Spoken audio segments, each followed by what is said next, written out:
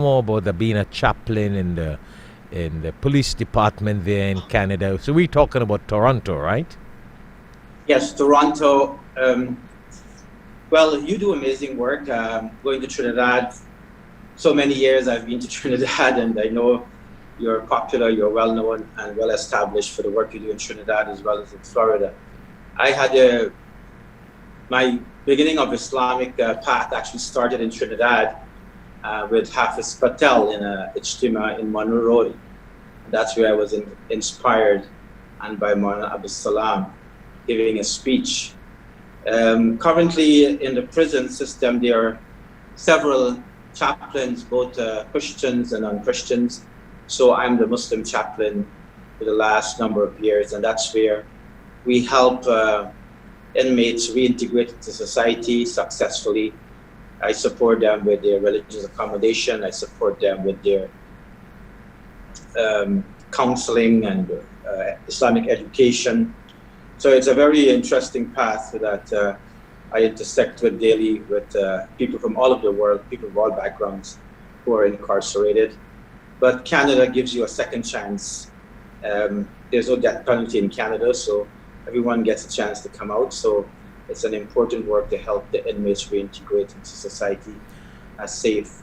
And that's why we started a One Love Gala about 9 or 10 years ago to acknowledge and identify and to use their stories as an inspiration to young people who may get into trouble with the law, with violence, with drugs, etc. So the One Love Gala, basically every year, people from all backgrounds of all faiths and ethnicities, we actually do a gala where we give them an award and get them to share their stories with us on stage. So that's the kind of ongoing work I've been doing when it comes to those who are incarcerated. So tell us a little bit about how did you get into the correctional institution as a chaplain? What's that process? How did that happen? You know, that's an interesting point, because our viewers who are from all different parts of the world, the East, the Middle East, Africa, Caribbean, America, it's interesting to know a Muslim and Islamic scholar,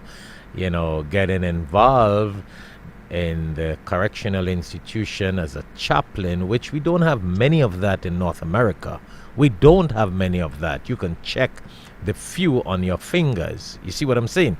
So I think that our viewers would be very interested in knowing how you got up there and how you were able to achieve and accomplish that. Yes, well, I have a master's in Islamic theology, graduated from Deoband, and so when I came to Canada, I was working as a teacher for an Islamic school, and I was approached by members of the Canadian Council of Imams that there is an opening position to assist an already existing Muslim chaplain who visits the Muslim inmates in the prisons out of Toronto in the federal institutions. So I applied.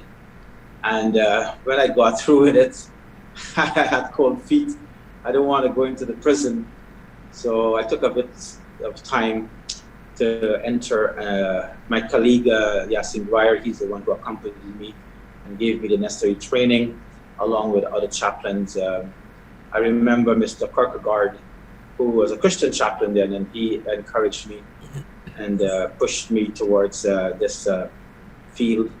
And I'm ever grateful to him and all those who supported me over the years. So that's how I entered as a chaplain, as a prison chaplain. That is really, really, really phenomenal. I mean, you know, it's just a very few people in North America who are able to, and especially with all the screening process after 9/11 and the whole international terrorism technicalities. I know that in North America, especially Canada and the U.S.A., they do a lot of screening when it comes to a Muslim being a chapel.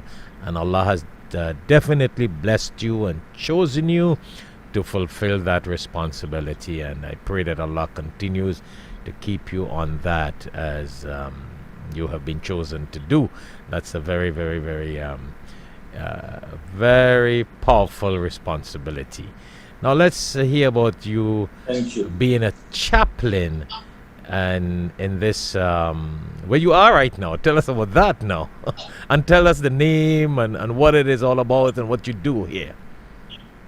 So, as a multi-faith chaplain for a long-term care home, we facilitate the religious and spiritual services that seniors who are living in the home, they may require the Shabbat service, Catholic Mass, Islamic program, Jummah prayers, Hindu prayers.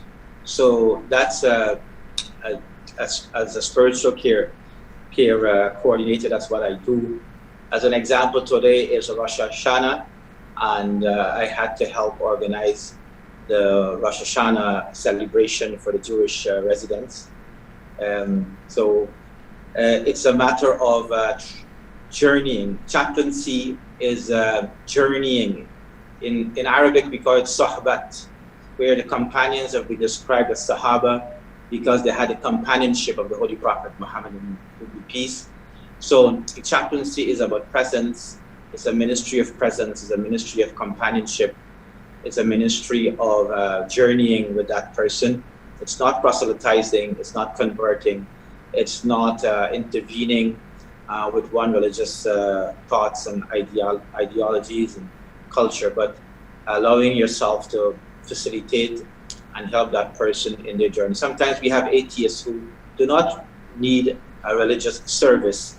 They just need someone to talk to them with a friendly voice. So that's also the presence that we offer as a multi-faith chaplain.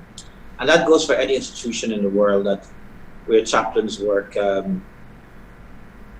Prisons, police, the forces, hospitals, universities. Chaplaincy is about expressing empathy and compassion and being non-judgmental. That's why we have a successful One Love Gala, where people from all backgrounds and people who have committed crime, people who have been innocent, people from different ethnicities and orientations and backgrounds come, because it's a space where we do not judge, but we encourage. And I have named it after the Bob Marley song, One Love. So the One Love song of Bob Marley is what I have named the One Love Gala after, because I think it expresses the concept and the core value of Islam. We created from nations and tribes so you may know each other. So it's about knowing each other and getting to know your neighbor rather than trying to convert someone or judge someone for who they are. Before we go on the break, on a short break, Sheikh Habib, do you have Muslims in that facility? Yes, we do have, yes. There are Muslims in all long-term care homes, and different chaplains serve them based upon their needs. Oh, that is interesting, because I suppose with Canada having so many Muslims who have been immigrants so many years ago, they became senior citizens, so now they would be in this facility. Is that what we're saying? Yes, as much as the Muslim culture is to take care of your parents and your loved ones when they become older and at home with the family, but that's not always the case in North America. People have to work. They do not have caregivers. They cannot afford caregivers. There are different factors. So you will find more and more in the immigrant community, seniors and parents and loved ones with great care and dignity and compassion and respect. Yes, They have yes, taken- yes. they So have tell placed me,